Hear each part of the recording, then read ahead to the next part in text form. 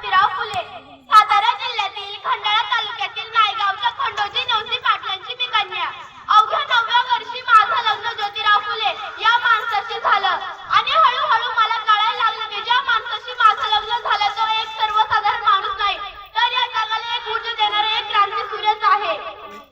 स्त्री पुरुष आणि उच्च नीच असा लय भेदभाव होता, पण त्या सर्वांवर एकच उपाय, तो म्हणजे शिक्षण. शिक्षणाचा ध्यास हाच मूळ ज्योतिबांच्या मनात.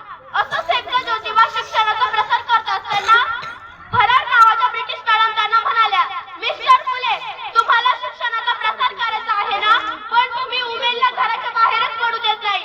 सो बॅड मिस्टर फुले. झालं